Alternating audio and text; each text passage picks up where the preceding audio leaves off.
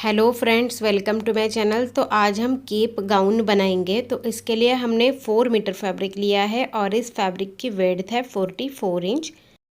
तो सबसे पहले हम टॉप पार्ट की कटिंग करेंगे। तो इसके लिए हमने फैब्रिक को 4 फोल्ड करके रखा है। ये ओपन साइड है और ये फोल्ड साइड है। और टॉप पार्ट की लेंथ हमने ली है 15 इंच। अब यहाँ पर हम शोल्डर लेंगे, तो शोल्डर मैं ले रही हूँ 7 इंच। अब यहीं से हम आर्मोल लेंगे, तो आर्मोल भी मैं ले रही हूँ 7 इंच। इन दोनों पॉइंट्स को जोड़ देंगे। अब यहाँ पर हमें चेस्ट का 4th part plus 2 inch margin लेना है, तो मैं ले रही हूँ 12 इंच। अभी यहाँ पर हमें कमर का 4th part plus 2 inch margin लेना है, तो मैं ले रही हूँ 10 इंच। इन दोनों पॉइंट्स को जोड़ देंगे। यहाँ पर 1 इंच ऊपर मार्क करेंगे और हल्का सा राउंड शेप ड्रॉ करेंगे। अभी आर्मोल ड्रॉ करेंगे, तो इस लाइन का हमें हाफ लेना है और यहाँ से बैक आर्मोल का शेप देना है और हाफ इंच अंदर से फ्रंट का आर्मोल भी ड्रॉ कर लेना है। अभी हम नेक की मार्किंग करेंगे, तो नेक विड्थ मैं ले रही हूँ 3 इंच और नेक डीप मैं ले रही हूँ 5 इंच। तो यहाँ पर फ्रंट और बैक दोनों के लिए 5 इंच ही लेना है। उसके बाद हम राउंड शेप ड्रॉ करेंगे। अभी कटिंग करेंगे। सबसे पहले नेक और बैक आर्मोल से कट करेंगे। तो इस तरह से हमने कटिंग कर ली है। अभी हम इसे ओपन करेंगे और इसमें से बैक पार्ट को साइड में रखेंगे और फ्रंट पार्ट को फिर से फोल्ड करेंगे और फ्रंट आर्मोल की कटिंग करेंगे। तो हमने फ्रंट आर्मोल की कटिंग कर ली है। अभी हम केप की कटिंग करेंगे। तो इसके लिए हमने एक स्क्वायर फैब्रिक का पीस लिया है और इसकी विड्थ है 28 इंच और इसकी लेंथ भी 28 इंच ही है। अभी हम इसको सेंटर से फोल्ड करेंगे।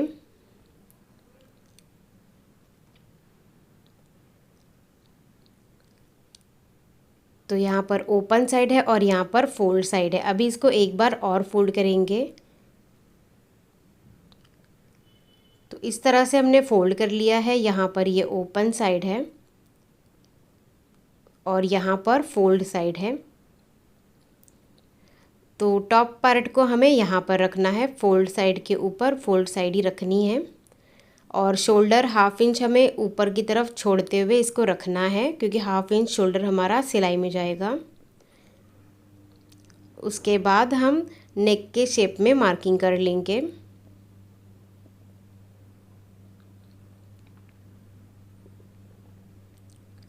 अभी हम टॉप पार्ट हटा देंगे। अभी यहाँ से हमें केप की लेंथ लेनी है। तो केप की लेंथ मैं ले रही हूँ 11 इंच। लेंथ आप अपने अकॉर्डिंग कम ज़्यादा कर सकते हैं। अभी यहाँ से इसको मेजर करेंगे, तो ये है 14 इंच। तो इंची टेप को कॉर्नर पर ही रखना है और घुमाते हुए 14 इंच पर निशान लगा देनी है।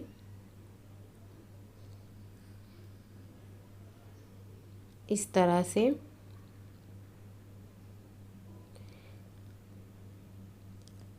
और इन सारे पॉइंट्स को हम राउंड शेप में जोड़ेंगे।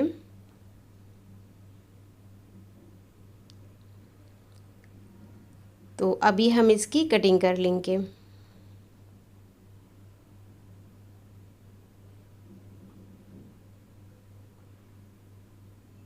तो इस तरह से हमने इसकी कटिंग कर ली है।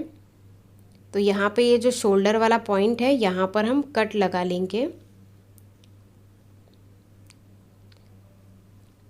तो इस तरह से ये हमारा केप आएगा।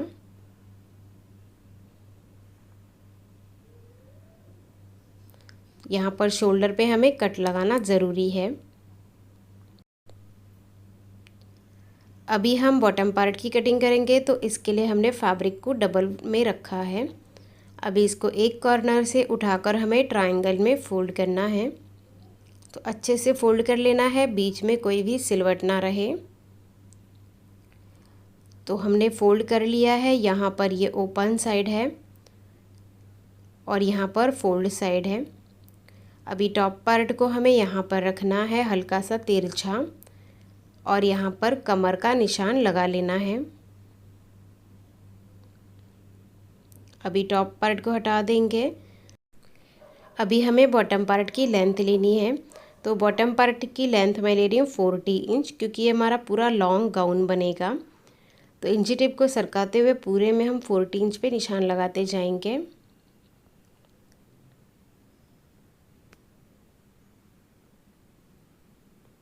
उसके बाद इन सारे निशानों को हम राउंड शेप में जोड़ेंगे।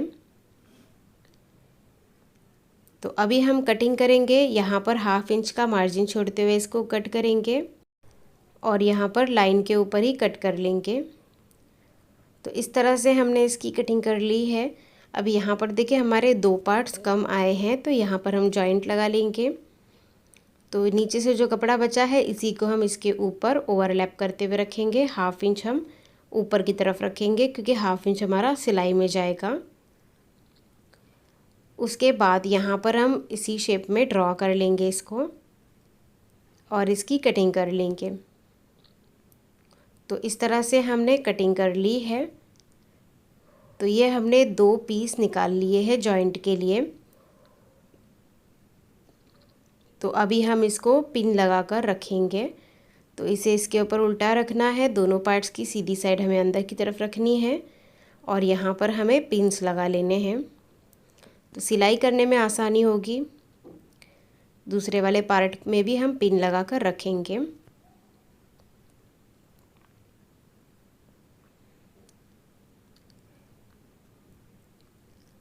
और बाद में हम इसको स्टिच कर लेंगे। तो अभी इसको ओपन करके दिखा देती हूँ।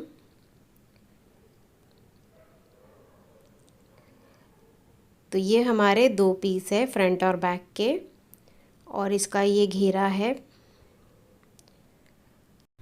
अभी हम स्टिचिंग करेंगे। तो हमने फ्रंट पार्ट लिया है, इसके ऊपर हम बैक का पार्ट उल्टा रखेंगे और शोल्डर्स अटैच कर लेंगे। तो हमने शोल्डर्स को अटैच कर लिया है। अभी हम आर्म होल रेडी करेंगे। तो आर्म होल के लिए हमने तिरछी पट्टी ली है, इसे हमें इसके ऊपर उल्टा रखना है और यहाँ पर सिलाई लगा देनी है। इसी तरह से दूसरे साइड के लिए भी हमने ये तिरछी पट्टी ली है, इसे भी हम इसके ऊपर उल्टा रखेंगे और सिलाई लगा देंगे। तो हमने यहाँ पर सिलाई लगा दी है। अभी यहाँ पर हमें छोटे छोटे कट्स लगाने हैं।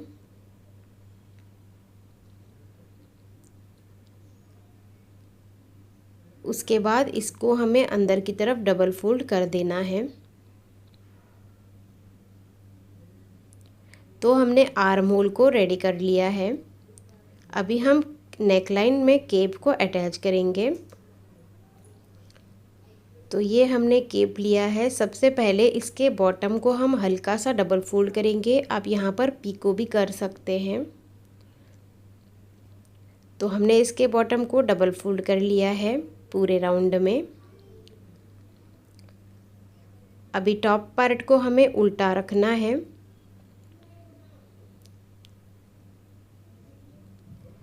और इसके ऊपर हमें केप को भी उल्टा रखना है। तो जो हमने शोल्डर का कट लगाया था उसको हमें शोल्डर की सिलाई से मिलाना है और इसको अच्छे से इसके ऊपर रख देना है। और अभी यहाँ पर हम पिन्स लगा लेंगे पूरे नेकलाइन में। उसके बाद इसको स्टिच करेंगे। तो हमने इसको स्टिच कर लिया है। अभी यहाँ पर हम छोटे छोटे कट्स लगा लेंगे।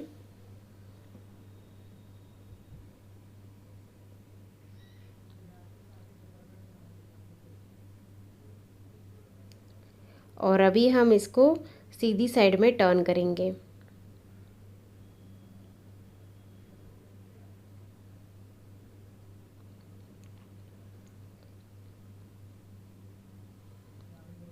तो इस तरह से केप को हमें सीधी साइड में टर्न कर लेना है।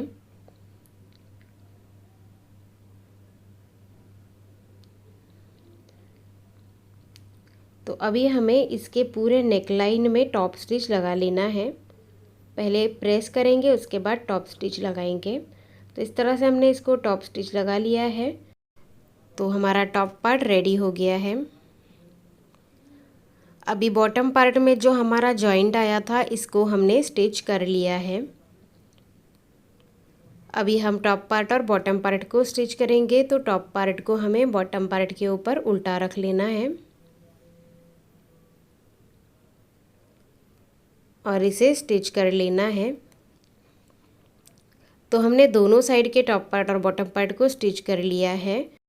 बाद में हम फ्रंट साइड में सेंटर में एक बटन स्टिच कर लेंगे। उसके बाद हमें इसको उल्टा करके रखना है और केप को हमें साइड में करना है और दोनों साइड से इसकी फिटिंग कर लेनी है और इसके बॉटम को डबल फोल्ड कर देना है।